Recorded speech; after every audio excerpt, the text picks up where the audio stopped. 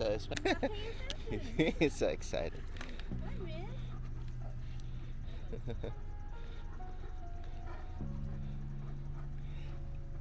So who wants to take Min? Or who wants to take Balderman? Hi. So now what I would do is redirect him this way. There you go. Okay.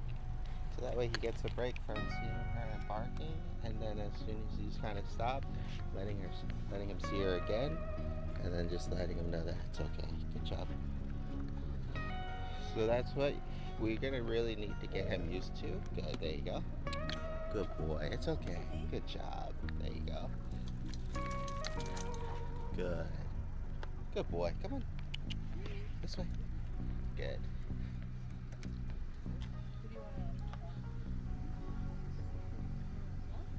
It's up to you. And I'll go over the leash with you for that one, but you can just leave it unlocked for now. But Bolt is pretty much 100% good to go. If you need him to stop or from going into the street or anything, just press the button. But other than that, he should follow you, and if he runs out of leash, he'll come back on his own. But yeah, he's pretty much good to go. This one, unfortunately, just because of how big his muzzle is, Yeah. I have to make it so like he can pant. But still have it on. Okay. So go ahead and flip that.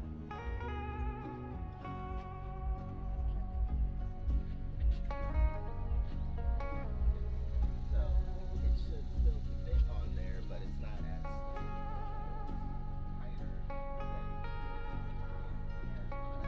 because it's loose, you can very easily slip out. So that's why I have the double leash set. But most of the time, you'll be just relying on this back one.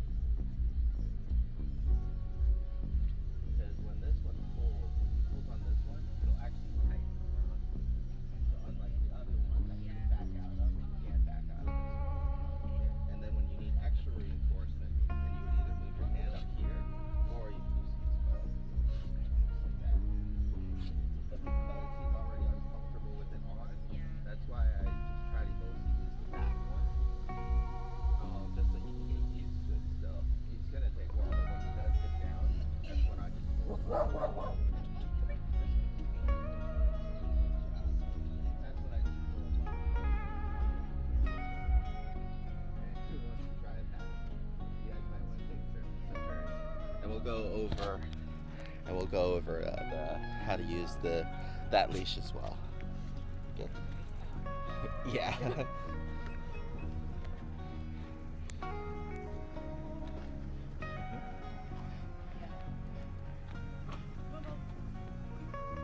We're just gonna do a quick neighborhood walk, so it's up to you if you want to leave it on or turn it off. He's like, thanks, bye. He's so cute.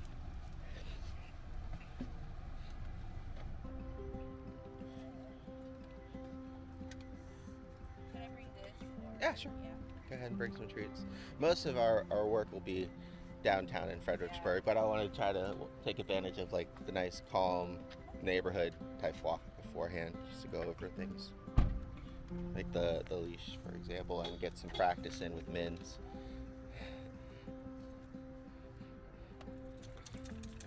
He's trying. There you go. Good. So now you might need to fix it for him. There you go. There you go. He's getting a lot better. Before, when we walked, all he would do is try to take it off, but so long as like you're kind of not pulling on it too much and he's kind of occupied with just moving around, he's definitely getting better. Bolt is actually almost fully adjusted. Luckily with him, it's a lot easier because the length of it fits perfectly with his harness. So when he pulls too much, it pulls both for you automatically. As unfortunately with this one, it's close, but it's not quite the same. Like I tried so many ways of trying to hook them together, But when he does that, yeah, when he does that, is you're good. That's when you need to pull up on just one separate one. And so if I tried to pull up on both, he would usually slip out. Good. So this is a good opportunity. You know, he's got something there that he's uncomfortable or uncertain with. So just redirecting back and forth, letting him see the kids and the people, and then not reacting and giving him praise or the treats. And then as soon as he starts to fixate too much or grumble, then redirect him again. So you're gonna have to really work with, you know, taking as many of these real world opportunities as possible.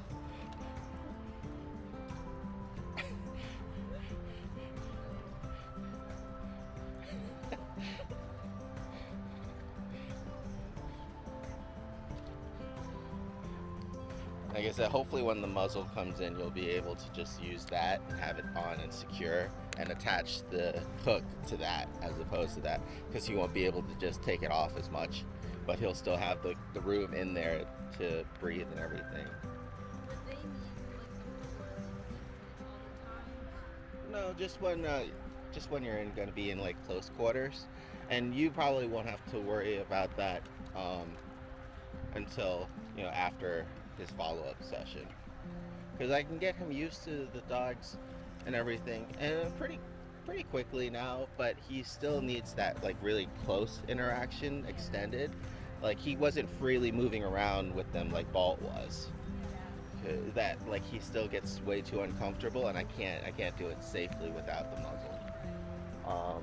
So in a fenced environment, hopefully like the dog park, you'll see he'll be okay after he calms down, and it'll be a good way to kind of get him used to other dogs and redirecting.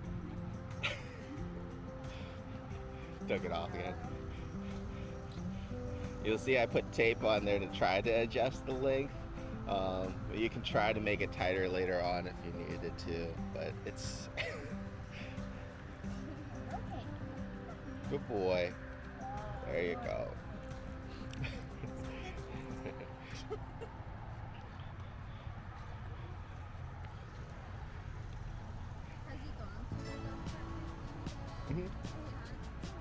I just couldn't record it because I had my hands full.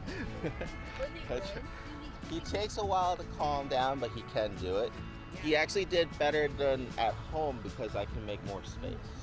So that's why I wanted to record the session with you guys, so that way.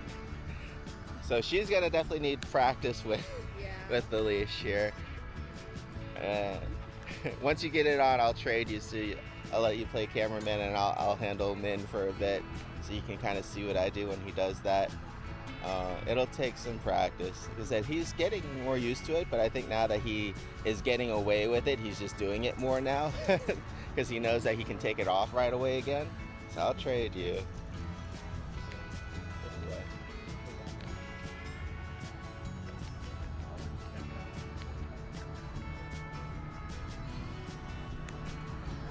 Yeah, now he's like, my brother can do it. So you kind of pull it up while he's doing it. Okay.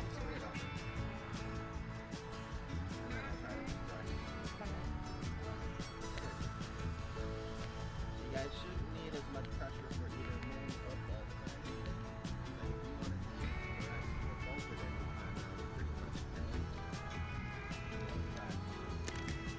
There you go.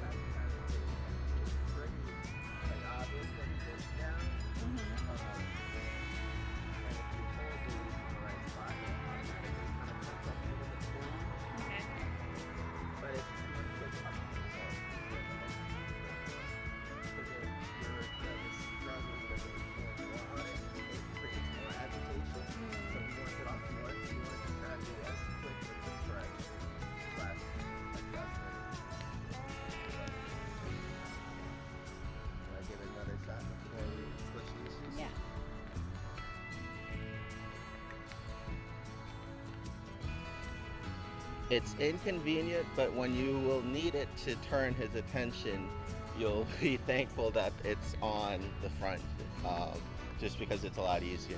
Good boy, man. Go ahead and give him a treat.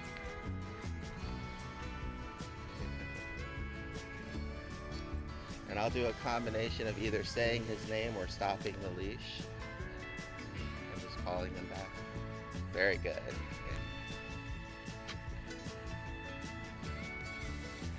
So we'll go ahead and cross the street and try to go around these guys again. And now you can practice with Min because you know that he's unsure. Same with Bolt. There you go. I'm just trying to make it as casual for them as possible. Very good.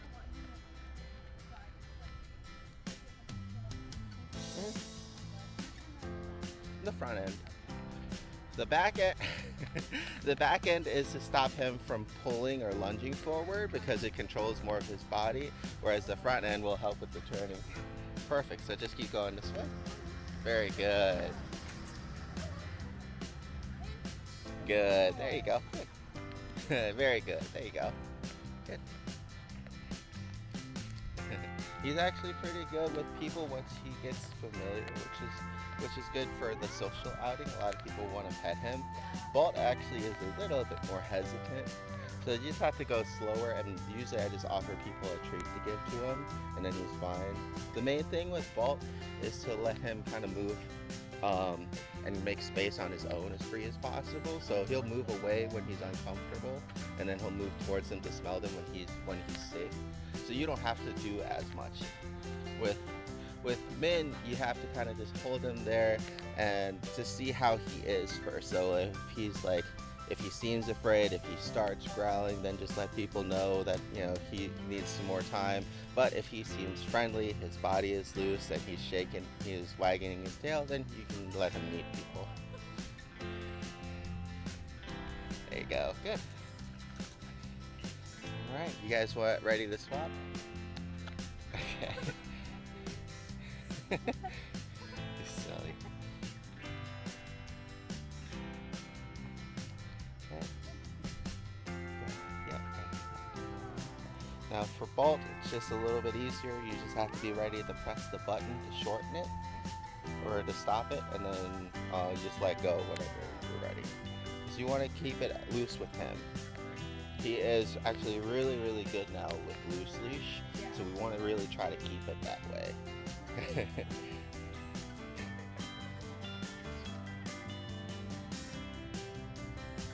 Mr. Silly guy over here. You having fun, big guy? I get this thing off my nose. Good boy. But see, his won't slip off because he doesn't need as much space. And because Min needs more space to pant, all he has to do is pretty much close his mouth and it'll slip off. This is the only problem. It just depends. If you need more leverage, pull the head halter. If you just need attention or something like that, or then use the body harness. Because we want to try to use this one as little as possible, but we want to mostly rely on just like his regular one. Yeah. Very good. And he's good with just waiting and following and things like that too. So the verbal commands should be usually more than enough. The trick is to do it before he starts fixating on another dog or something, and he can listen.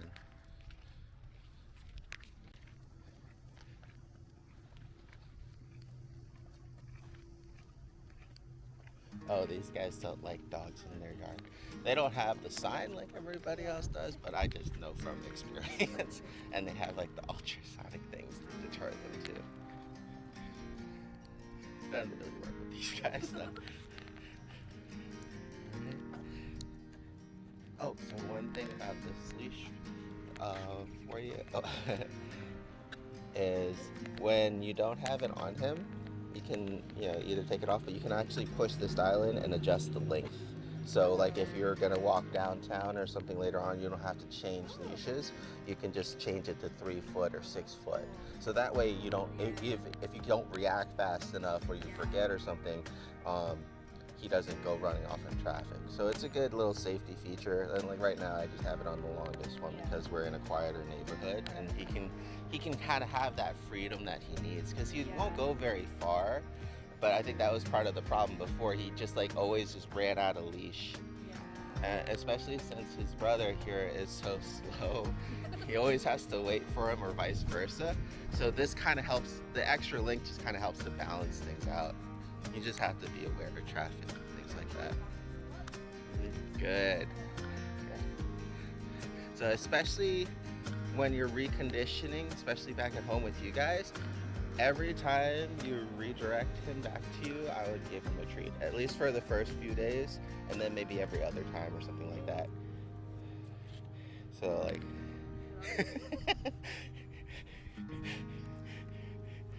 he's gonna get away with it more with you guys, I feel like. So you're gonna have to kind of practice all over again with him. Okay. So here's a treat for Bolt.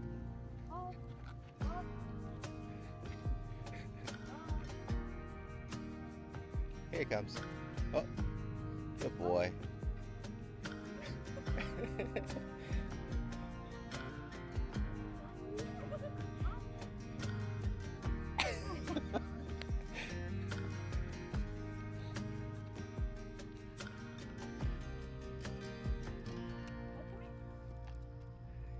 Good. There you go. Good.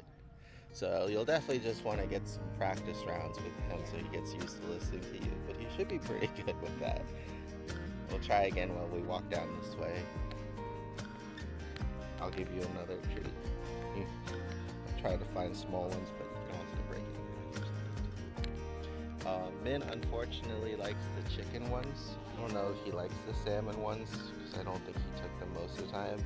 And the other dog is allergic to chicken, so that's why I only have salmon on me right now.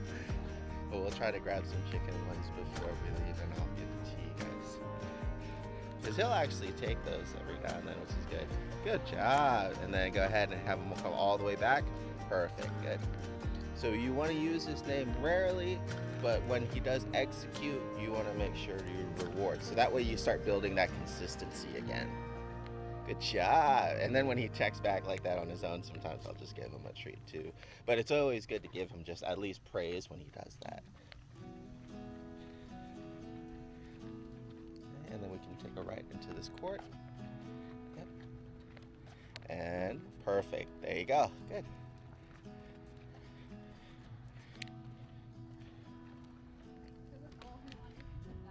Mm-hmm.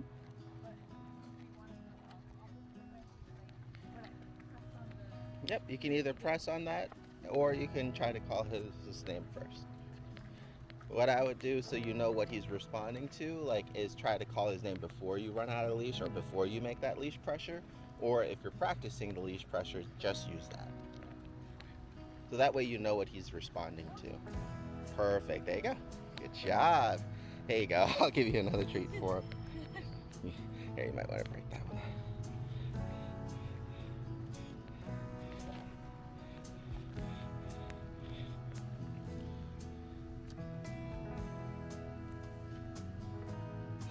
Good boy.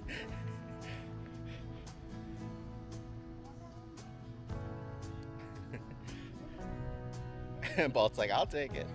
Good job, Bolt. Good boy. There you go. Good boy.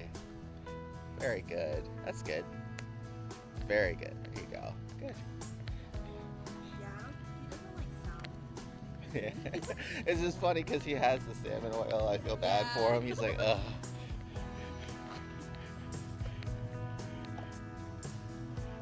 We'll grab the chicken bag when we go back. Oh yeah. What I'll do sometimes too is like you can do just to, like, pick up a hot dog in like the 7-Eleven and cut it up into small pieces. Or get like low sodium hot dogs from the store, and that way they'll like it more. So when he starts doing that, aw. So what do you do when he Just pull up on it a little bit. But it's mostly just about timing. So like as soon as he dips down, you just pull up and then you keep going.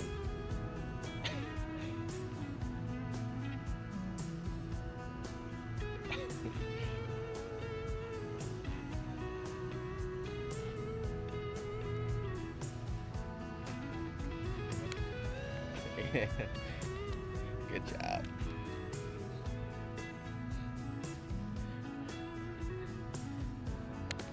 Oh, so we can practice leave it here too in the shade for Bolt. Min's pretty good about it.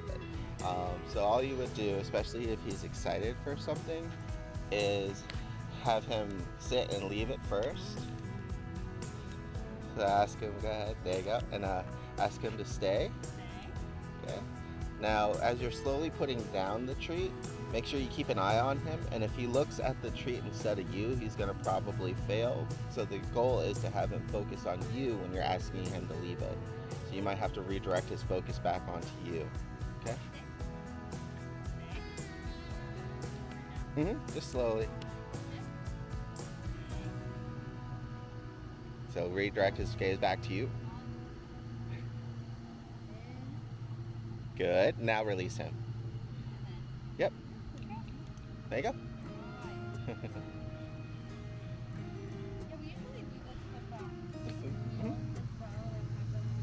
Yeah. That's how I actually worked with his jumping too, was I would have his food bowl and I would bring it up, and every time he would start to jump, I would ask him to sit. So it's just timing. It's just like hard like to like wean him off treats because then he wouldn't do it without knowing that there's treats like involved. Well, that's where like in the video I used the bowl, Okay. and sometimes I would put stuff in the bowl, but sometimes I would pretend to put stuff in the bowl. And you can do the same thing. Aw. And you can do the same thing too when you're asking him to do something. Just pretend like you have a treat, Yeah. and then give him the praise after he does it, and then give him a treat. So that way he's still listening to you because he feels like he's gonna get rewarded, but he just gets rewarded afterwards or something like that.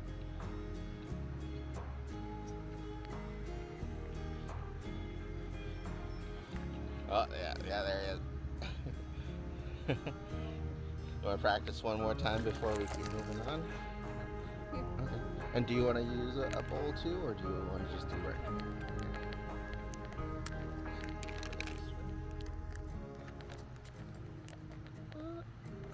Okay, we gotta go this way. There we go.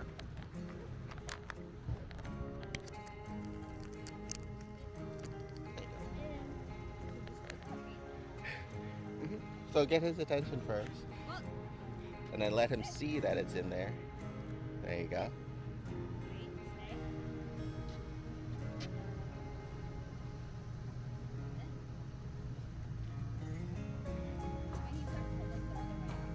Yep.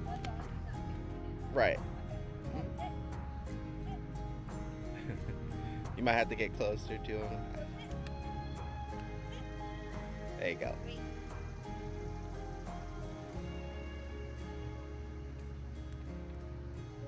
Good. And that's the same thing that you'll do at home with the counter surfing. Is just make sure when, if you're about to prepare lunch, that's the perfect time to take like 5 or 10 minutes to practice with the real food and the real place. Have a leash on so that way your partner can spot him if you need to. But he can do it without the leash. It's just harder. Because last thing you want him to do is to not listen and then go up and get it. So that's why I recommend using the leash, at least at first. But just make sure that you're helping him. You're not just holding him back the whole time. That's all. But no, he did really good. That one definitely took a while too.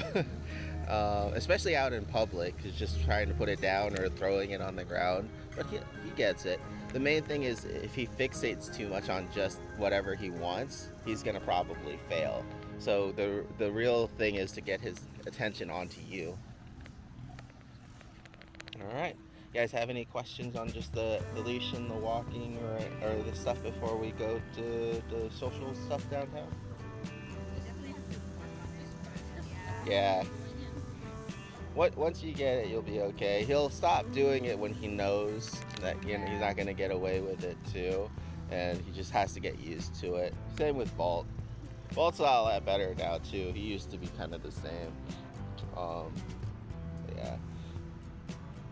So when you're clipping this on him, you clip this on here, and then you clip it onto his harness too. So that way it pulls on all of it. And then with Bolt, that head halter, It's number 2, and it goes on hole number 2, so that's easy to remember. And then with Bolt, oh gosh darn it, with Min here,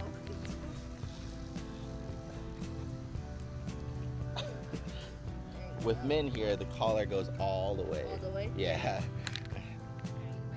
us how to put it on. Yeah. Yeah, it just goes on like a normal collar. Oh, okay. It's not connected. Oh, it's not Okay. And this one, the small one goes on here, and the thick one goes on here. Okay. And this is just a harness. Okay. And to take it off, you just loosen this back and take his Oh, okay. legs out through it. The good, like I said, the good part about this harness is when he pulls, it pulls in on itself, Yeah. so that way he can't back out.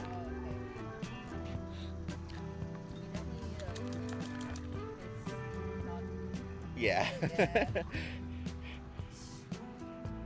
All right, you guys ready? Let's go. There's a shortcut back home, so we'll we'll go back through here. It'll take us back through the woods. Oh, let me fix you. And let me give you back here. There you go. And I'll take the bowl for you.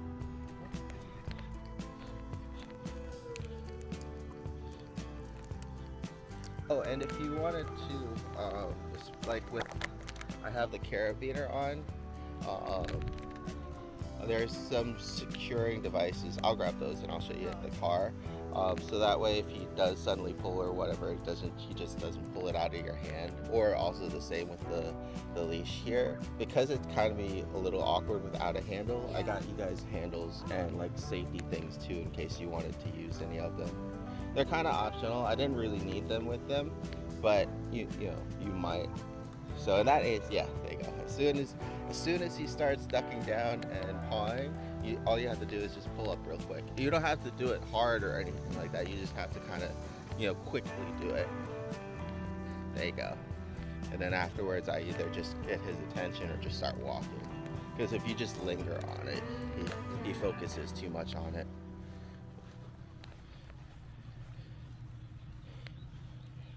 And then, so I'll show you guys that. You can load them up in your car, and then just follow me. I'll just stop by like the Wawa in case you guys need gas or something to drink, and I'll get them a thing of water too. Luckily, it's not too hot out yet. Yep, just go straight through. Good, there you go. Good boy.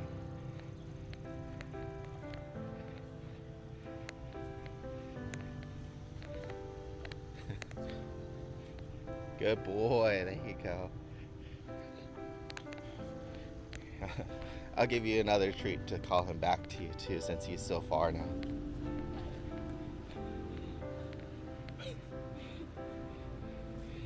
There you go.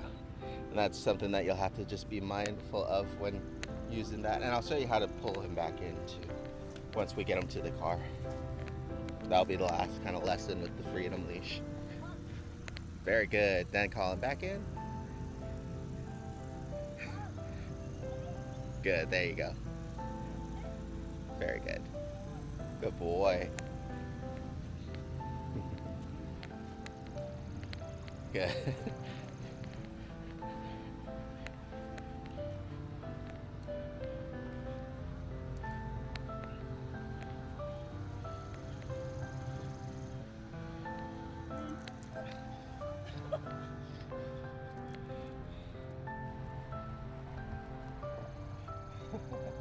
Go ahead, just keep walking this way. Come on, man.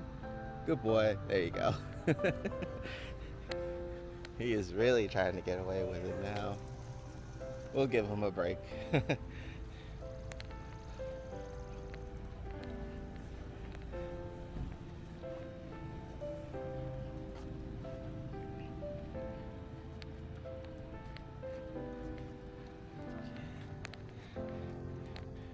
So hopefully now it should be a lot easier for you guys to control both of them.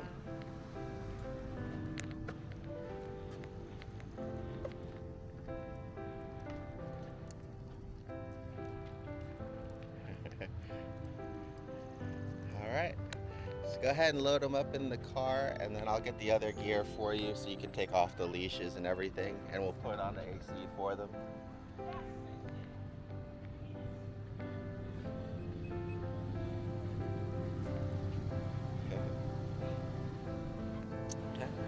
So all you have to do for this one, unbuckle or unsnap,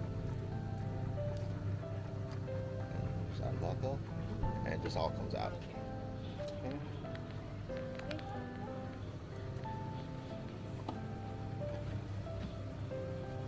Are we gonna test these out today? Oh yeah, Or- yeah, we'll take them with us.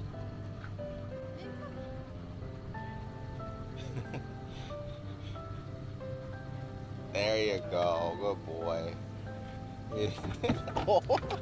Oh, poor guy. You need a hand? Yeah. Okay. There you go, big guy. Poor guy. Oh, baby. Big guy. Oh. So as you see when you put it on him, Yeah. for both of the collars, the name will be on the left side Uh-huh. and it just goes around him like a normal collar, and then this part here will be the middle part. Oh, okay. Because you have the two side parts, the middle part. And you can kind of see I tried to adjust it Yeah. for him, but it's hard. If you wanted to, you could try. You could try to, but it'll be pretty good. Watch your paw, big guy. Good boy. There you go.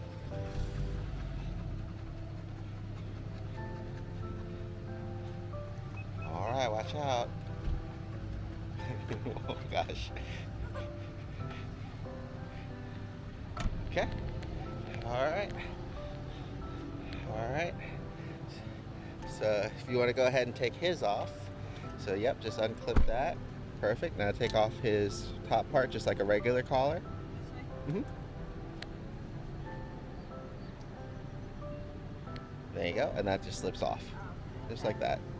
Okay. So if This was the second one or second? yeah, so this one goes on the second one.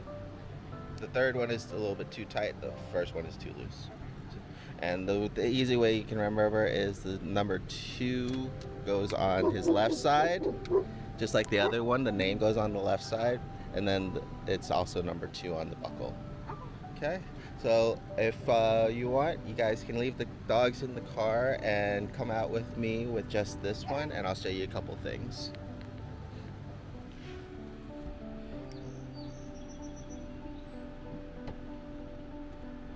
And we're not going far. Oh, you want to bring this? Yeah, just the harness, this one. Yeah. And we'll let them relax for a minute in the AC. Okay, so with the freedom leashes, a lot of times people will get themselves hurt or tangled up.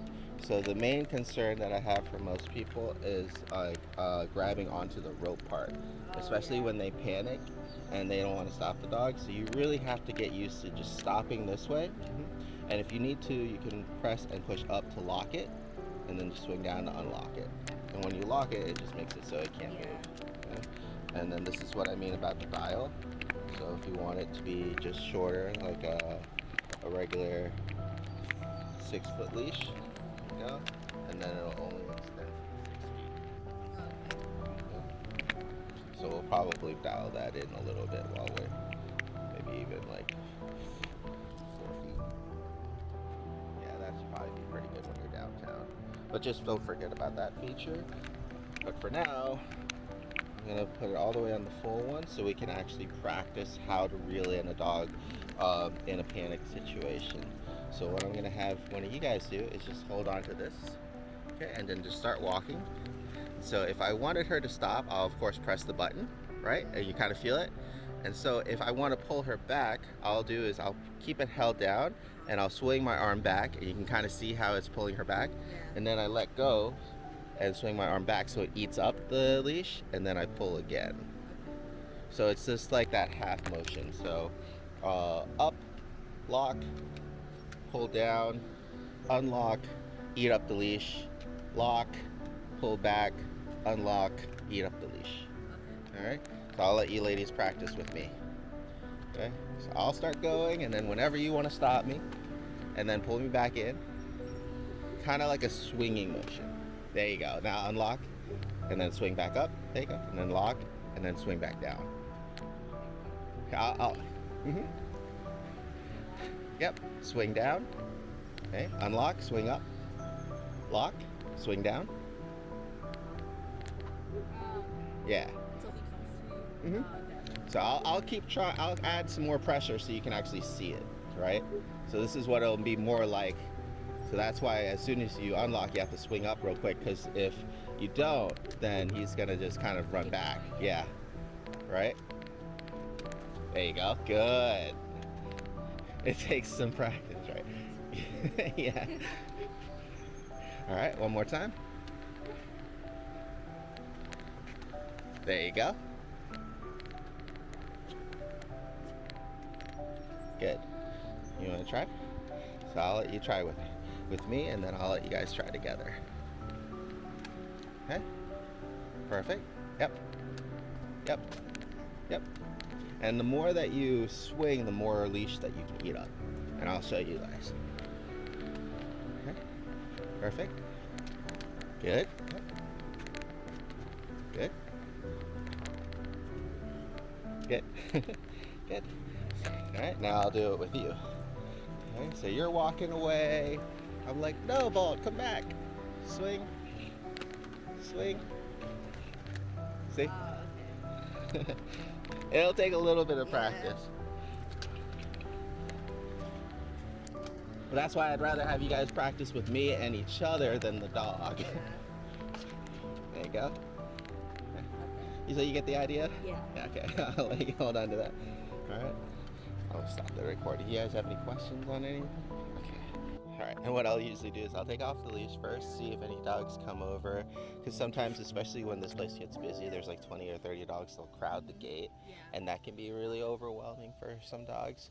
So all you do in that instance is just wait. Most of the time they'll kind of get tired and disperse, or the parents will come by and pull them away. But since these guys aren't really worried too much about it, we'll go on in.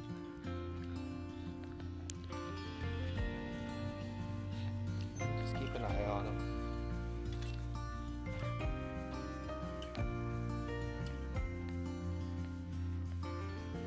Oh, and go ahead and get yours ready on the phone remote and set it to just vibrate in case you need it for his humping.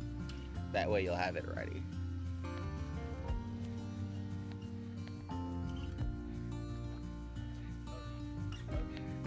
Hi, how you doing? Oh, this is Bolt. Bolt. Yeah.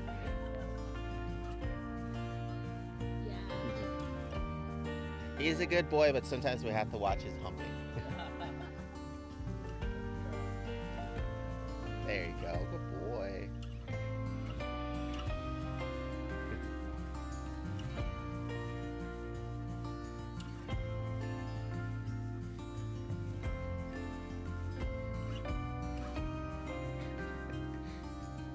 He's made a friend already. It looks like over here.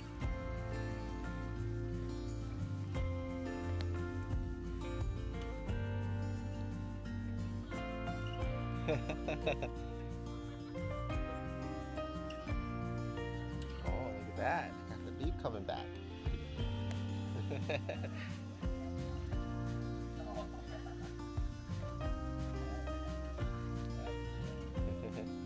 And this is a good way to get him used to meeting people as well. Because in this atmosphere, he has plenty of space to kind of come and go as he wants. And you can kind of see when he gets unsure, kind of stiffens up a little bit, go back and forth. Good boy. There you go.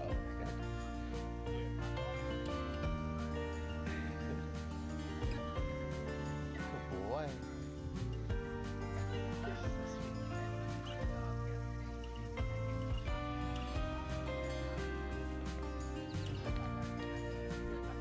There's another puppy.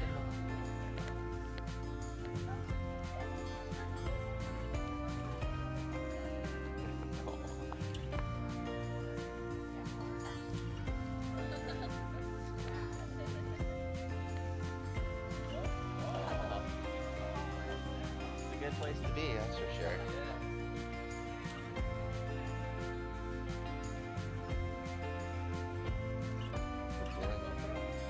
It's a DJI action cam, same thing. Yeah. really good for capturing moments. You just have to be careful overeating. Oh yeah. Rosie. Yeah. Rosie. Yeah. I have a vest that you can clip it on for them. Sometimes it works. Yeah, sometimes it works out well. Sometimes not. Like the footage is either all over the place or like. Yeah, it's fun. You can get some good clips. Yeah. Exactly. You'd be surprised. Most of the time, it's very boring. Very sleeping. Yeah. There you go. There you go. Oh, Enzo, did you like that water? I'm sorry. Good boy.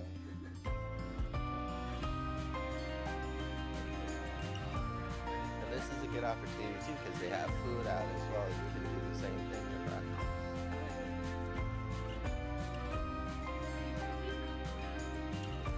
Good boy. Oh. Hi, Enzo. Good puppy.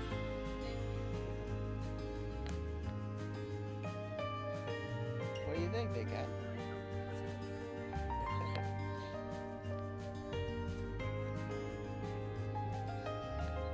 Boy. Aw, there you go. Perfect. Oh, thanks, Hi. Rosie. There you go. Good. And sometimes if he's really unsure or shy, what I'll do is I'll just pet and engage with the dogs too, and that'll help give him some comfort and seeing them that they're okay. Because he keeps checking back in with you guys to make sure that it's okay.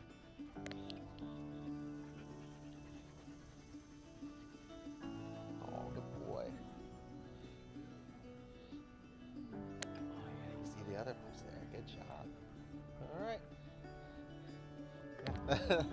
Sometimes he'll get the zoomies in play, Yeah. but he's did good. He didn't try to hump anybody. He's still a little shy. We're gonna go work on his brother next. He can be a little scared of big dogs or dogs in general, and he's a bigger dog, so I'm just gonna walk him around the fence line and try to get him used to things first. So that's why if you see the barking and stuff like that, it's normal. We'll hopefully try to get him used to other dogs and settled before long. Alrighty. Oh, there you go. Oh, there you go. Good. Good job. Very good. Good boy. Good listen. Yeah, you're good. Good job. All right.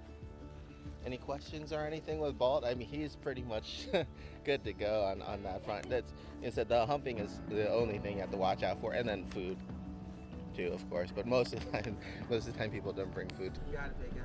You need help? Come on, let's go. All the way down. Woo.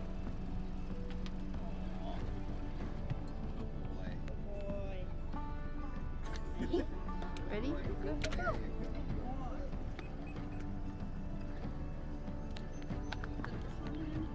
Oh yeah, go ahead. Put that on and just like I said, stay in the front. That way it's really not putting it on.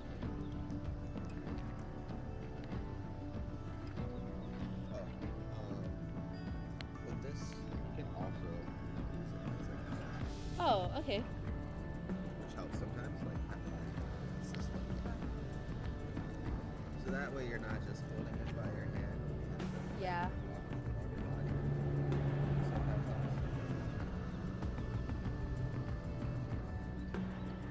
Does it fit? It will barely fit.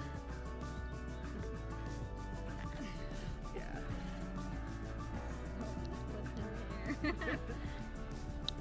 you go. Yeah. Is it on? Yeah.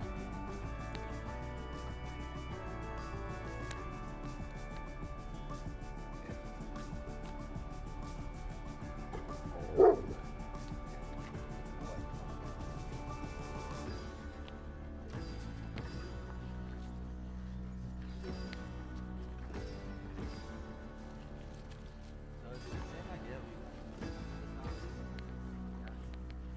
Two things that you want to find is definitely time and space. Yeah. That's why this environment is a lot easier to practice because you can easily control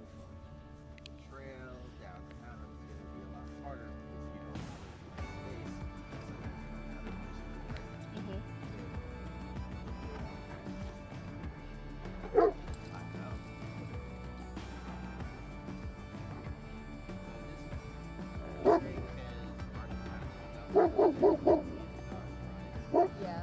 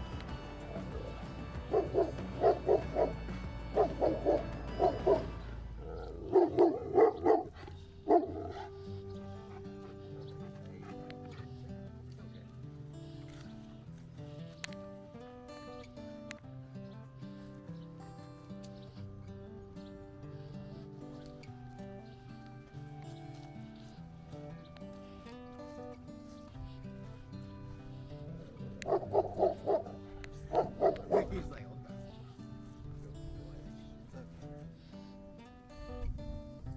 So the reason why we don't want to overcorrect for the barking is because it's useful for us. It lets, in this situation, for his behavior, because his reactions are very ear-based, fight or flight out of his ear. Yeah. So that's why you want to, instead of stifling this behavior, take advantage of it to let you know that he's not comfortable yet. So it's a good auditory warning that he's uncomfortable in that space or seeing those dogs. So you just understand that. Work with him through it until he's a good boy. How many pounds is he? He's like 140. Yeah. Boy.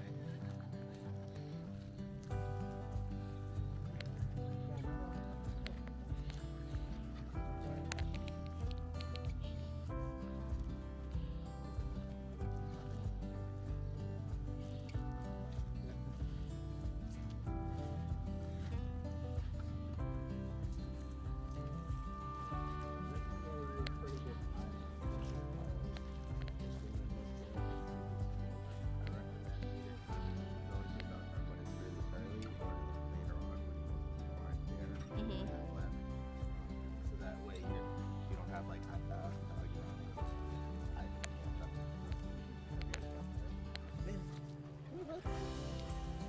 Good boy. Good boy. Good job. Once he gets comfortable,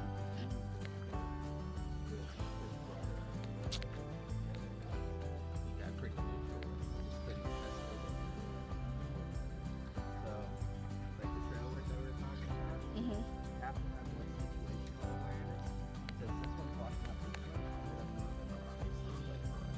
So that way he can cross in front of us, but we're not going to be right in front. Yeah.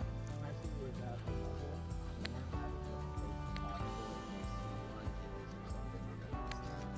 But at the same time, I want him to be able to see the other dog too. Oh boy. Hi, how you doing? You're okay.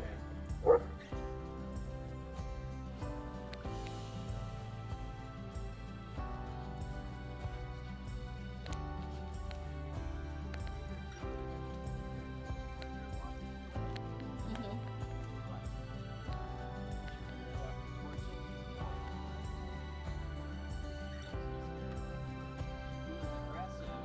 You'd still be going and barking and lunging Yeah. to get to the dog. So it's a good thing to have, but it still can be just as dangerous because he's so scared. Good boy. So whenever you get a chance like that, try to take advantage. Good boy. Here you go. And then seeing the dog. Getting that one. All this is seeing other dogs, other people, and not over. It's more normal.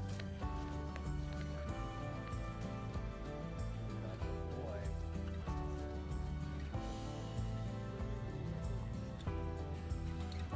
So we're gonna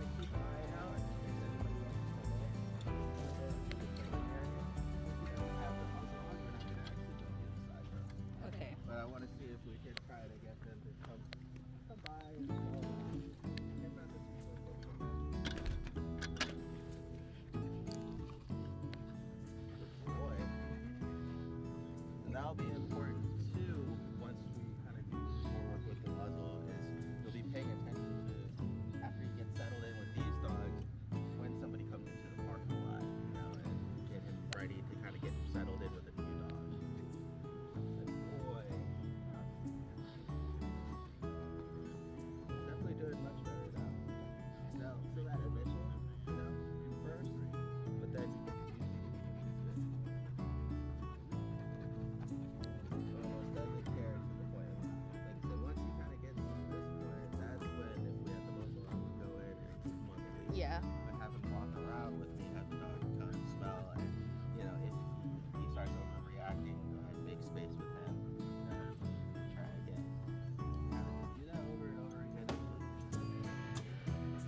doesn't take too long. It's the adaptation part that's the hardest for us. Unfortunately, in the neighborhoods, that's the hardest for us. Because you don't have, you know, the time Yeah. and space sometimes that you need. People are usually walking towards you, or he starts barking and you start walking away. So he doesn't kind of get that moment to like settle down. Yeah, I'll pick that.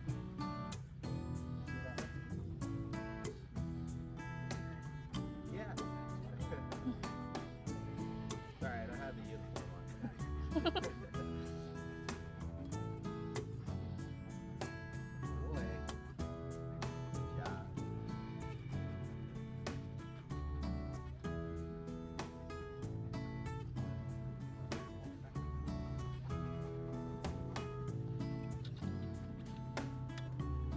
So with Mint, you've just been doing like a lot of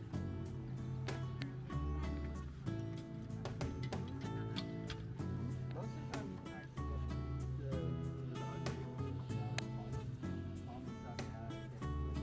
the fence line.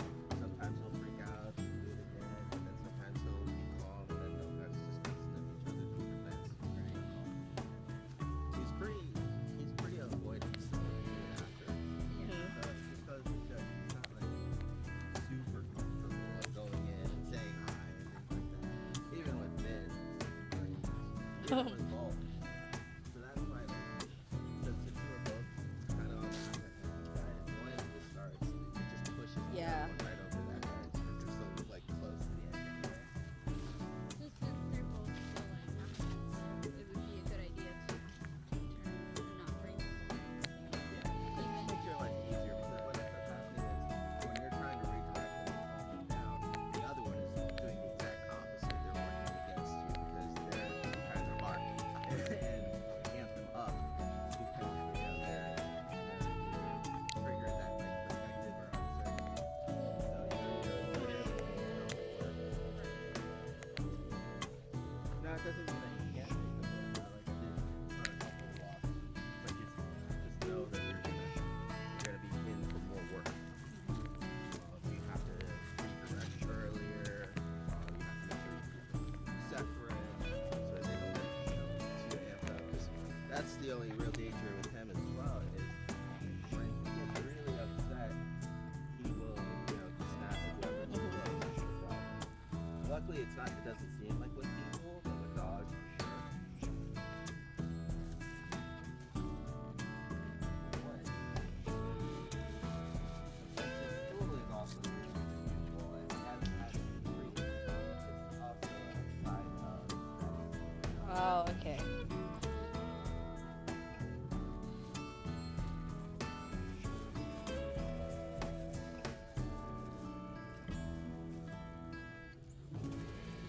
So everything for him is like as much physical as it is mental and emotional. I don't think he has an anxiety problem though because he can settle down so Mhm. hard. I think he just really needs a lot of confidence from a lot just getting used to dogs and situations. Good boy. Because then most of the time with aggressive cases, the really bad ones, they'll stick like glue, and it's a lot harder. You have to make a lot more space sometimes when you're across the field, and they're still trying to bark and lunge it to get to the other dog. Yeah. Yeah. So you can usually tell when it's really bad. You gotta go here. The airport guy. Aw.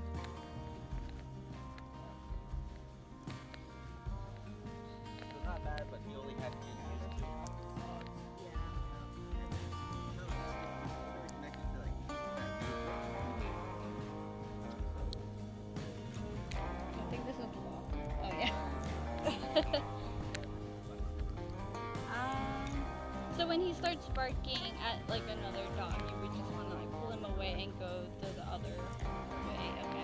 Because that barking they're turned over quickly.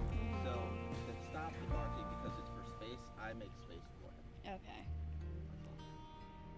Because if you just stay there and try to tell him to stop or redirect him, Mhm. because you're not making any additional space, that's the hard part. Right. Okay. Yeah. Boy. You can go ahead and get the top button. Oh. Turn it off.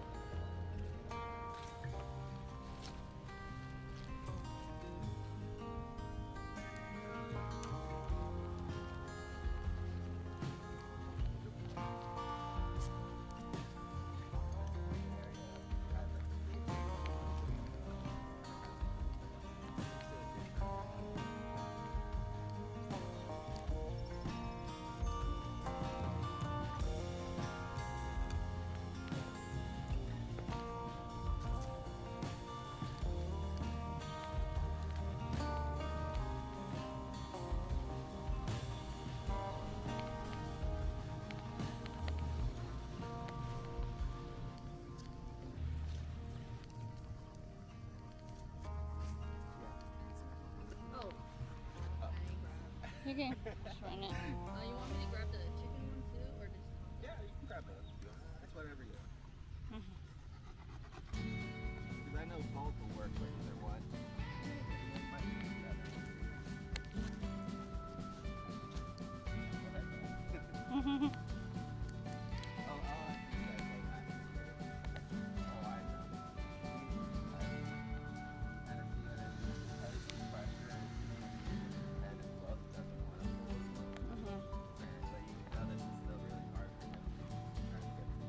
Right.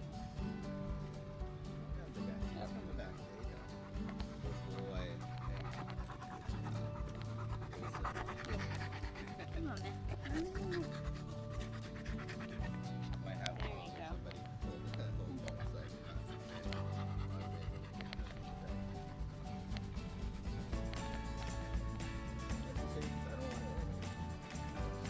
Yeah. Mhm. Where are you going? It's okay. Mhm.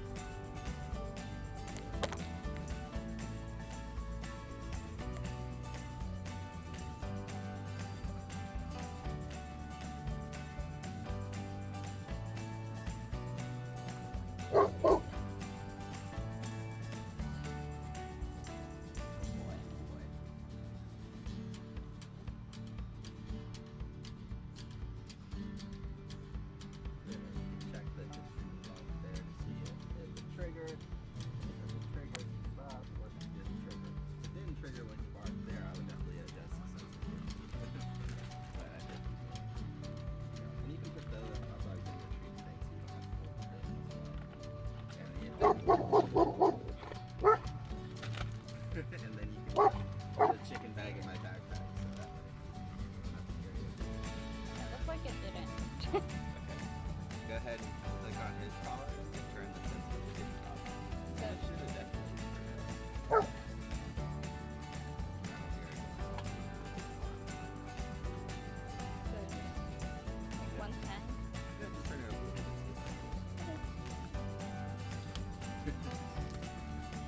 At least you know you got most attention now.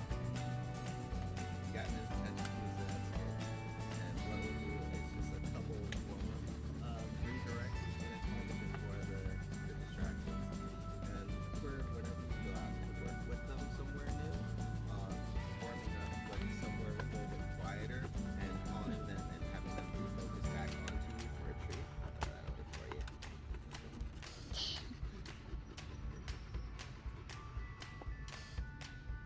Perfect. Good boy. Good. So now that they know that you have something good, it's a lot easier to get start walking again.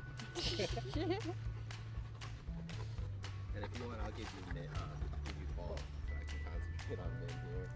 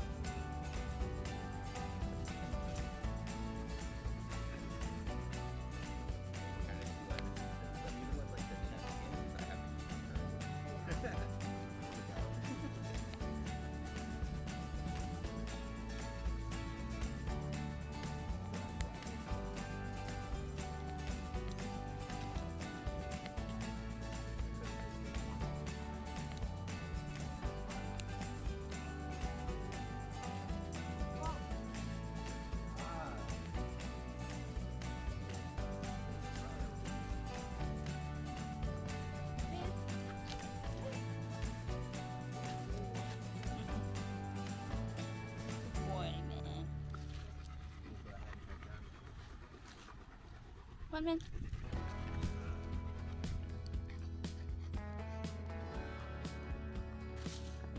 What we'll do is I'll let you go first. Because it'll give Min more time, especially around corners. Kind of have one person spotting whenever possible, especially the blind corners. And then one person have more time and space to react.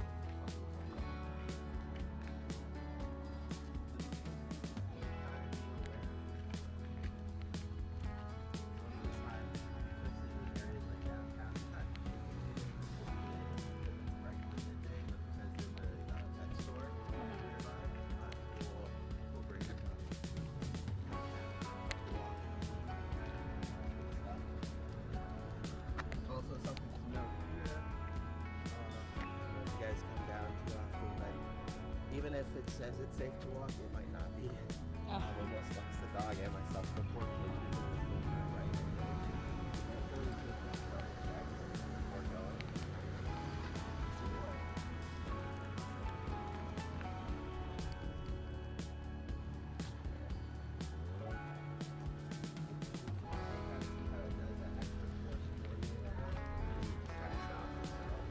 You would just try your best to keep it nice and loose, more calm, and slow down.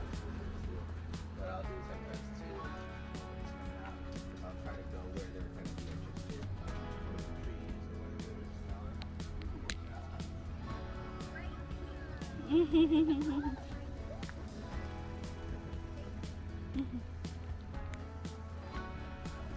Very calm. Yeah. Even when we're in the other shop. He's just like so big and white.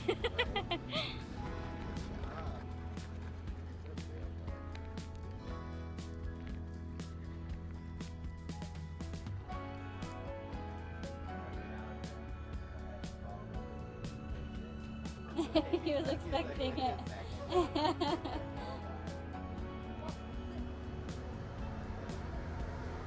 reason why you want to keep doing that too is so that way they kind of stay able to redirect and focus back and forth. So that way when you do need it, it's more natural. Whereas if you go too long without it, they kind of check out. You can get involved into the environment. So go ahead and give Min to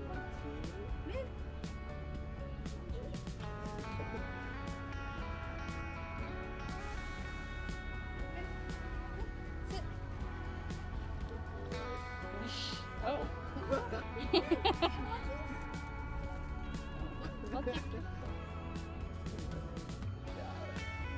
We'll have to keep that in mind too. It is definitely a very light energy kind of dog.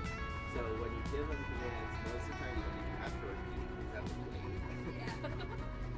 Thinking Come about on, it. baby. We'll give him a water break when you take him off his scale.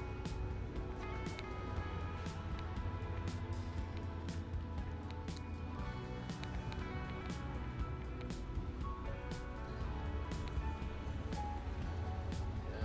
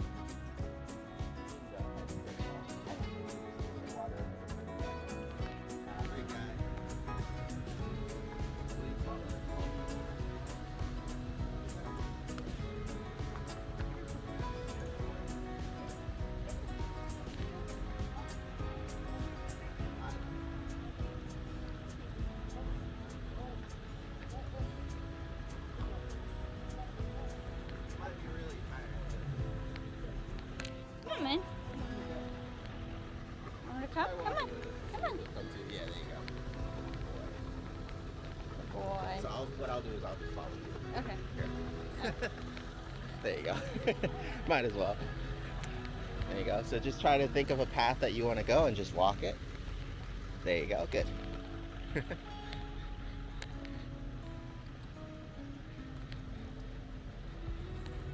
Good.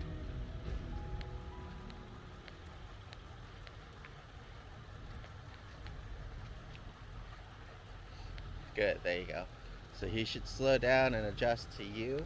Go ahead and try to make a few more turns. And we'll give a break. Come on, big guy. Come on. I think Min is over it today. You can go ahead and give him a break. It's fine. We'll do his brother. He's good with walking anyways. When he wants to move. All right. We'll try with Bolt over here. Come on, Bolt. Good boy. Yes. Okay. Yes. Good boy. So, very good. There you go. Good boy. Yes, good boy. Yes. So you'll know that he's following you with focus when he doesn't have to hit the end of the line, but then it's okay that he does because he's getting that practice too of not like just continuing to pull and then redirect. Right here. Right. Good boy. This way. Both want to get stuck over there. I know. Come on, bud. A little bit more. Good boy. My treat thing is falling down. Good boy. So go ahead and I'll let you walk him and give him some treats when he redirects to you. So what I would do in this case is just have a treat ready so when he pays attention to you, you can reward him and then just preload another treat. So that way you always have one ready in your hand.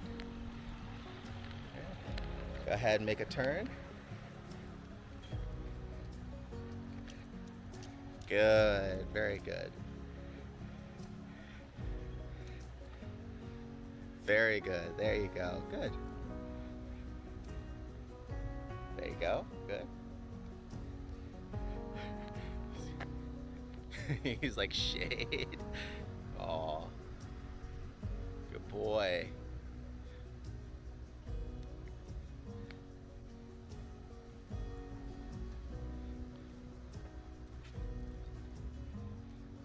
There you go. Now go ahead and make a turn for him. Go ahead and make one more turn. And there, good. There you go. Good. See how he looked up to you after he felt the leash pressure and kept on. That's what you're looking for. That's all. Him catching up to you and not just continuously going a different way. Good boy. There you go. Good job. All right. And since it's hot, we don't have to do too many more. But I think you guys get the idea. But he's definitely gotten a lot better at actually following and not just continuously pulling. He'll still do it every now and then if he's too excited, like before when you left to go to the car to get something. He really wanted to pull towards you. And all we did was just kind of try to calm him down and stay in the same spot and he settled down. Okay. All right. I guess I'll take Min for the last part here and then I'll let you guys take him on the way back. Poor big guy. I know.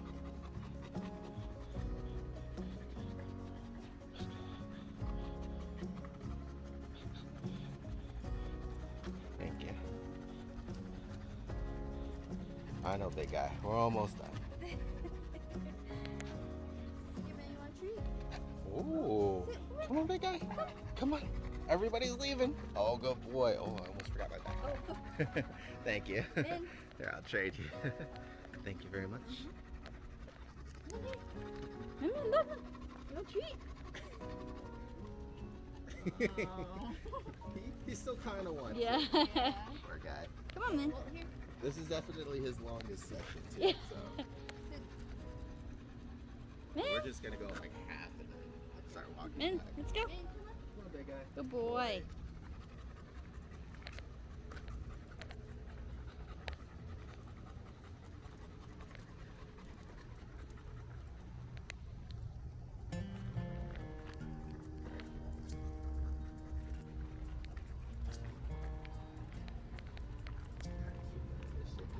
Do you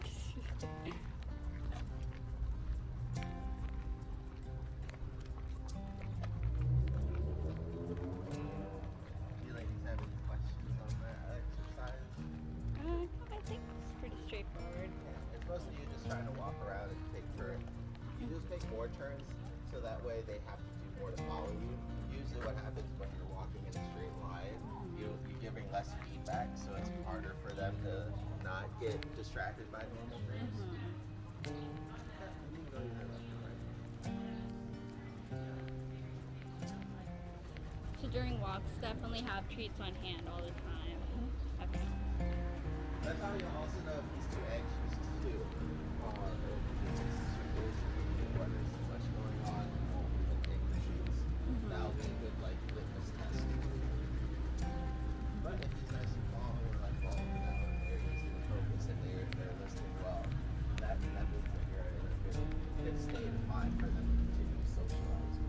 Right.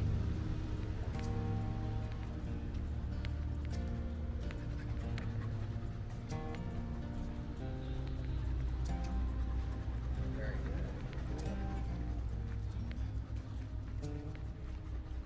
And Bolt still has the kind of problem of walking faster than everybody else. So just try to keep that in mind.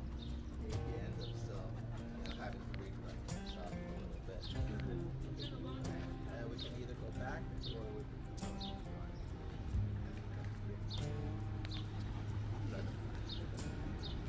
Anyway, you can also get some lunch or something on there.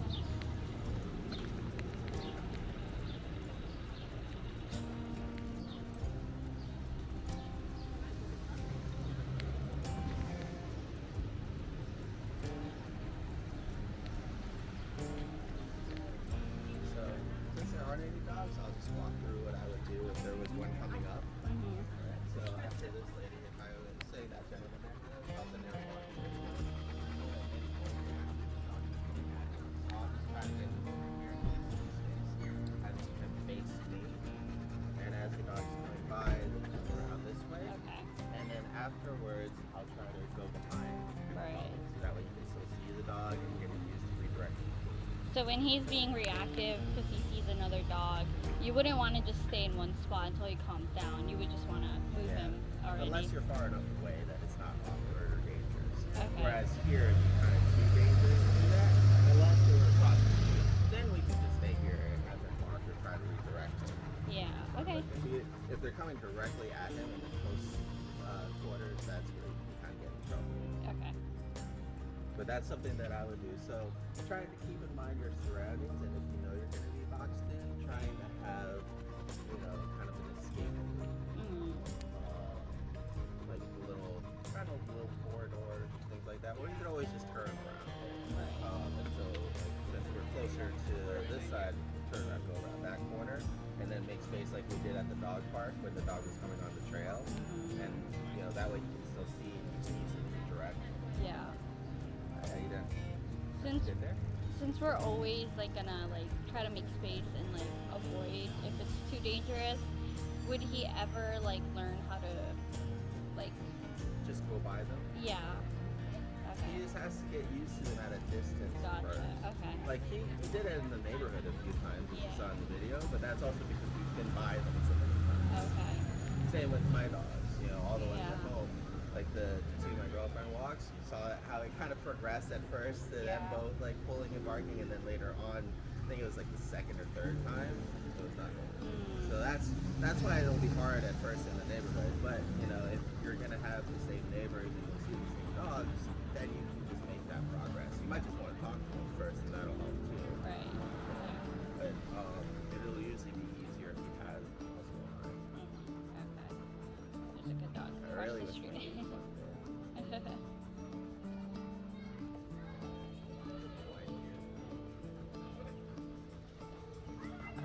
Go ahead and move. There you go. Good. So especially if he gets too uppity, you want to make sure that they're not close together. Good job. Good. Not that bad. The dog was also looking at him for extended periods of time. They were looking. So in that time, you can can either, you know, break his attention, get him going, or like I said, try to hold out. You know, see how Right. much he can control himself. Yeah. And get used to It looked the like other he was dog. the one who made himself look away first. Anyway, He so was doing good. yeah. It's gonna be hard, but so long as you at least give him the opportunity to get better. Right. We're not like trying to avoid the situation altogether. We're just trying to control the variables to make it Okay. easier for him. Yeah. How often do you think we should like take him out on like social outings, like just so he Whenever can? possible. Okay. Like we did the neighborhood every day. and Yeah. then Dog park a couple times because he got really busy later on. And Right. that was too much for him. Yeah. But like if you can go on the off hours, then you could.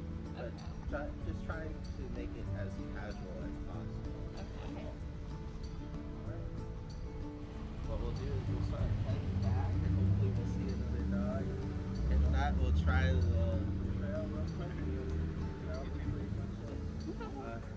I don't know how many people will be on the trail, but at least we saw one dog here. So, you know, you'll get an idea. It's just kind of that, but multiple times. But he did pretty good. He definitely saw him for quite a long time, and the other dog was looking at him too and kind of moving around. So he stopped himself. I don't think did the caller even bite him. You might even want to put a beep on the first one so that way you know. Okay. Yeah. Yeah, I didn't. So he's doing fine even without it. Yeah. I don't know why it's not going on. Yeah. It has a beep on the other one. Oh, on the first part. Okay. So. There you go. But it is working, so that might also be what's helping him because the mark, he feels the vibration. Yeah. That's good. Well, come on, bud. Come on, man. Good boy.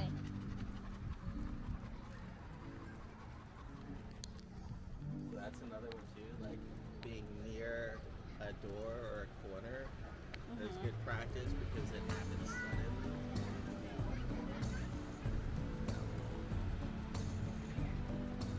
Good boy.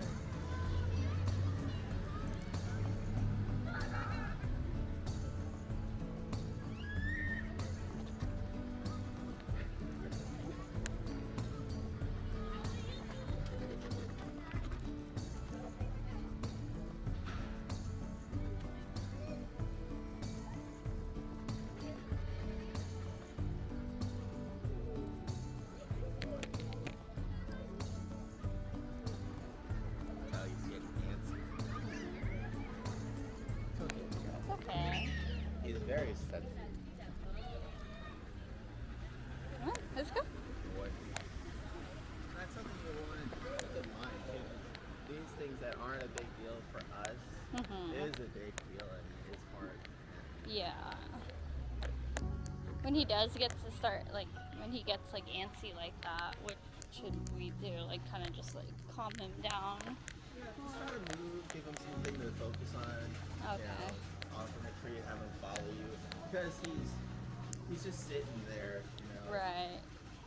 And so he's just absorbing everything that's around him that could be too much. So even after he starts moving a little bit, he's okay. Try and give him some shade, some water. Yeah. Even like a little bit of personal space in times like this is good. Like I'll take breaks in like the alleyways, things like that. Boy.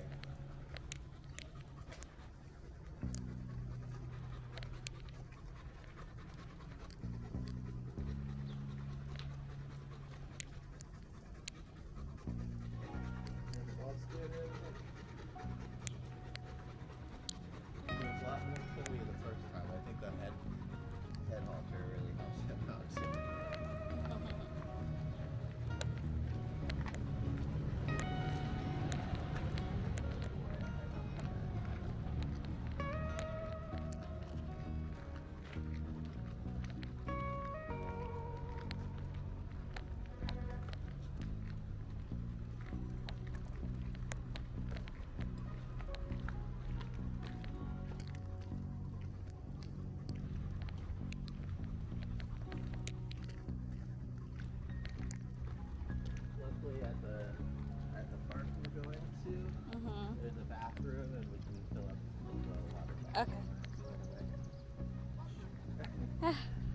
We can at least fill up the water bowl here.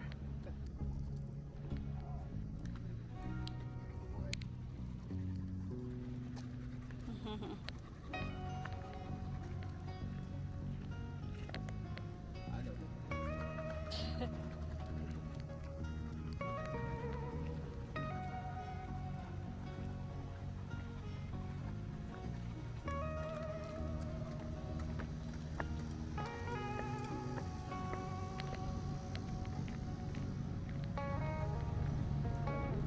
See one situation on camera. It's good for yourself to just be aware and ready to act, but not overreact. Not react too early. 'Cause we want him to kind of get used to seeing and not doing anything. And so what'll happen sometimes is if we always just like redirect him, that he doesn't have that chance to focus and get used to another dog. And we can just go straight here. Boy, go away.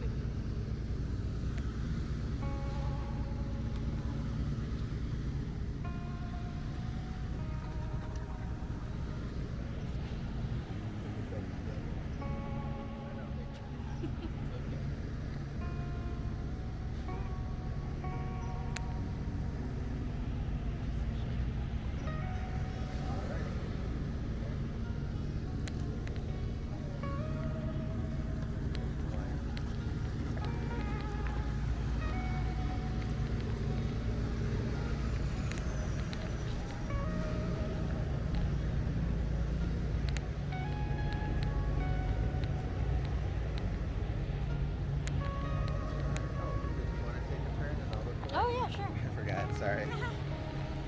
There's not too much going on, but hopefully if we get at least one more dog, because the dog store is right there, or the pet store is right there, he'll get a little bit more practice in.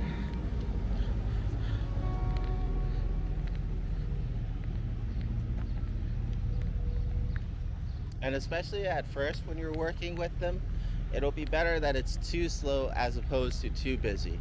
Because you'll get, what ends up happening is he'll get amped up, and if he doesn't calm down from the last situation, the next thing he sees will trigger him.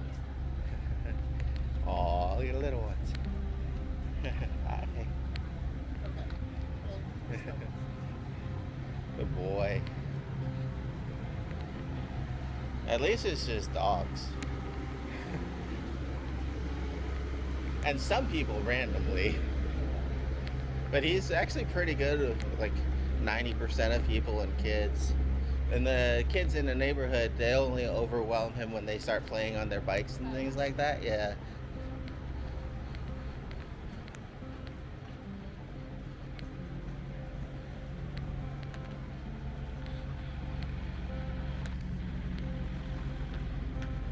Very good.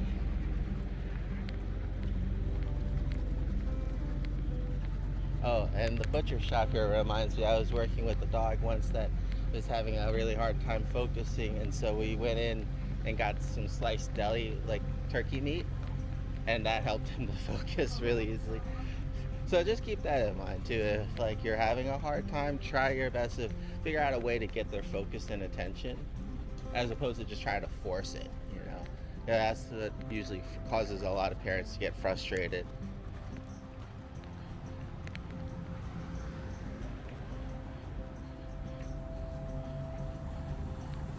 I think even Balt's getting to that point where he's so tired he can't move very fast anymore. He looks like he wants to though.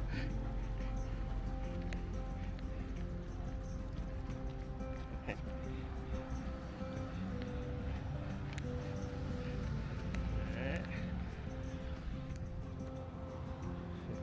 Poor guy.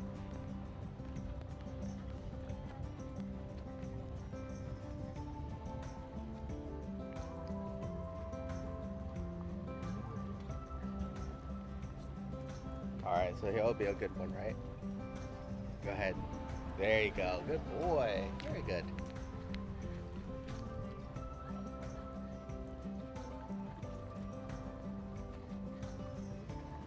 Alright.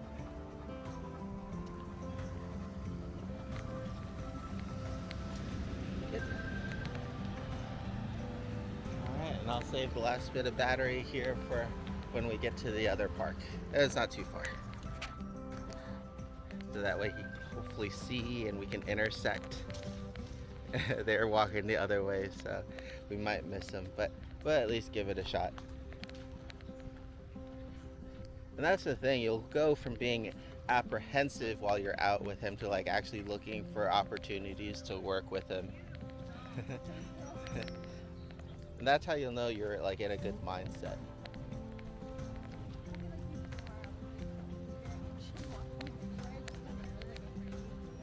Yeah. Oh.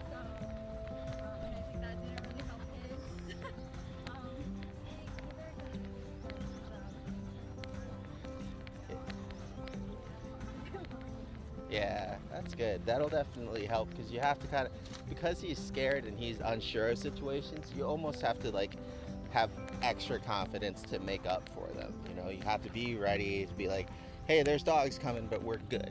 You know? And especially with the new head lead, that shouldn't be a problem for you at all to be able to redirect him. Okay. Ah, that's fine. Good. Shh, good boy. Go ahead and move this way. Good, there you go. Okay, now try to have him focus on you. Good. Now go ahead and start walking behind him. Good, and then if he starts barking again, just redirect him back to you. Good, see? And that's what I mean. If they're walking towards you guys, it's gonna be the hardest, but as soon as you can get them off to the side and then come from behind or redirect them, then it'll be easy. So that was good. This is a good example. Another good thing to keep in mind when you're trying to find places to practice, this trail here, it wraps all the way around to where the dog park trail was that we went to. But I chose this spot at the trail because we have all that extra space. Whereas if you saw on the other trail, you have a creek right there and then the water or the pond right next to it. So you're a lot more tight in. So even when you go to like a park or something, you go ahead and scout out different areas of the park that could be easier or harder to work with. So. Poor guy. And I'll take Min for practice here, or I'll take Bolt for practice, and then that way you guys can kind of work with Min together, and that'll be good. You need me to help lift him down? Almost done. Poor guy. He usually only does one of these a day, so he's running a marathon right now. You're all right, big guy. Do you need me to bring my backpack for some more water? Okay. Okay. Okay.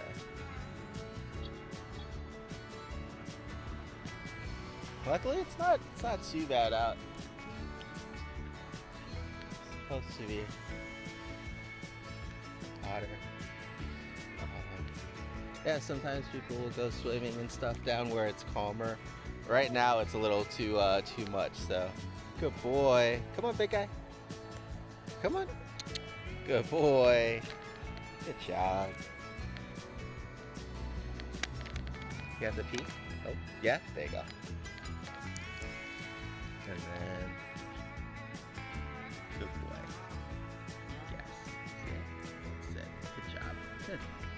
So same idea as the park, trying to warm up when there's nothing going on. That way it'll be a little bit easier. So situational awareness is gonna be a big one here also. Oh, good job. There you go, good. Because a lot of times what'll end up happening is the bike will come up really fast from behind and that'll startle him.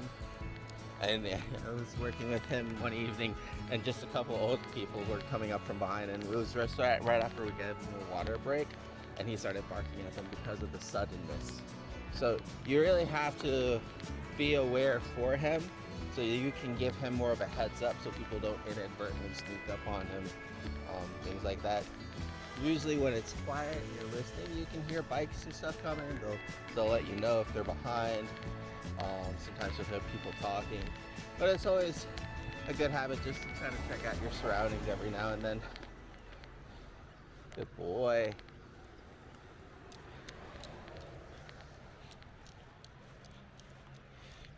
But that's also another case of you kind of see Bolt there being triggered by his uncertainty and start barking, and then this one just followed suit. So it doesn't even matter which one of them first is insecure about a situation or starts barking, it'll just trigger the other one.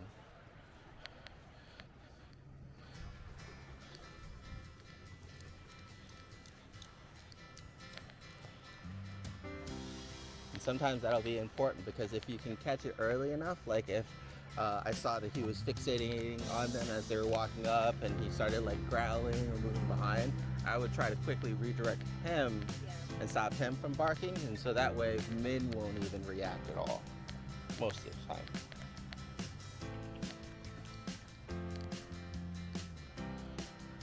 But at least the collars still work.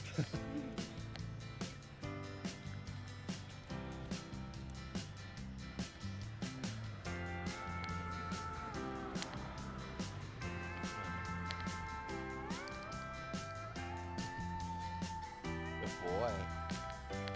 You're gonna trip up your mom.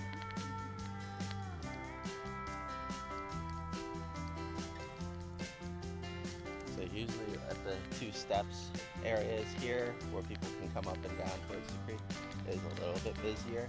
So that's why I stopped here. But as you can kind of tell, midday it's gonna be pretty dry, unfortunately. Oh, there's those guys again. So that's good. We'll find somebody else. Come on, bud. Boy. He's doing good.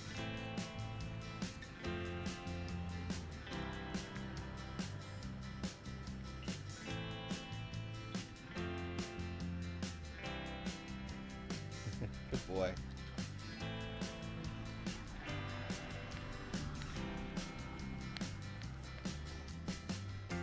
Good boy. And it'll take some practice on your part too, but those are all times where you didn't even have to use any leash pressure or anything. Alright, so here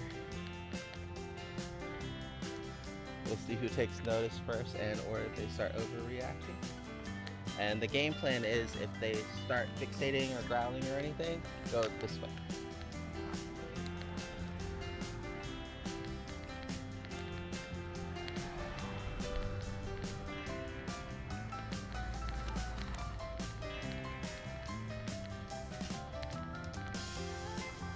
Good boy, Bolt. Hi, how you doing? Good boy. There you go. And kind of see there, the only difference is they're not moving towards him. He's not talking, doing anything. Well, I have to tighten my belt. All right, here will be a good one. Okay. So since he's walking towards me this way, I'm gonna go ahead, ready to make space left or right. And I still just casual about it. Extra spaces we can go. Good. And then head back.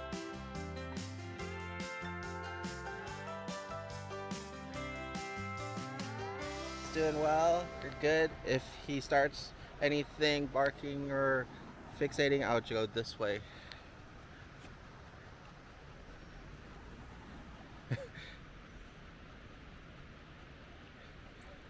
Good job. There you go, good. So you kind of see he takes notice, but he's like, no. Good. Alright, you got it.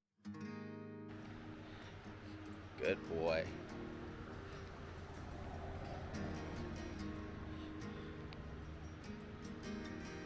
Hi, how you doing?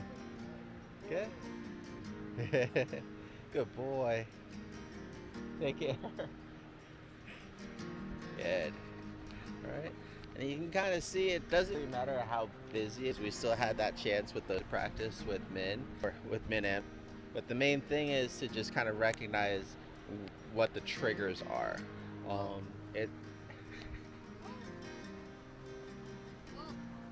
There you go.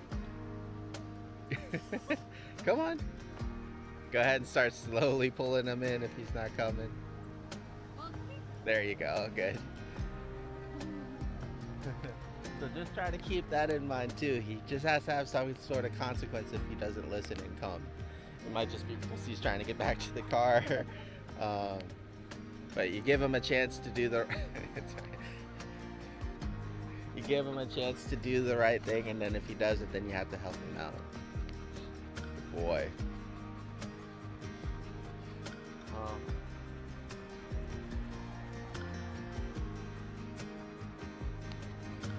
You guys have any questions on anything? And we'll get more practice in when we meet up later on for the muzzle and everything work-wise. So we don't have to try to fit too much more in today, I feel like. But yeah, anything that we didn't go over or any questions? I know it's a lot, so if you think of anything later, you can let me know, or if you have other difficulties at home, like in your neighborhood, because they should walk pretty well in a neighborhood now, but it just kind of depends if, you know, if maybe they're more territorial at home, or if your dogs are more barky, because all the ones in my neighborhood were pretty calm, except for the one, and he did really well not barking on that one, so. I guess it's just like hard because like sometimes he barks at people, sometimes he doesn't. Mhm. It's like hard to like find out like what his triggers are, but I guess it's just like knowing what to do. Like Yeah, like the triggers will kind of help, so that way you can be more preemptive, but even if you miss it, the recovery part is just as important for you guys anyways. Getting him to redirect to you and calm down, have him following you is important. But from the 2 weeks that I've worked with him, it's just mostly him being startled. Because like, you know, we had that old man right there just walk by perfectly fine, and the last time I was on the trail with him, these two old ladies, we were just drinking water right there, they came by from behind him and he just started getting up and barking at him. So I think it's just him being startled. He's very sensitive. yeah. It's a shame for a big guy. Alright. Especially after the dog bark and the walking around. Okay. Yeah, so nothing there.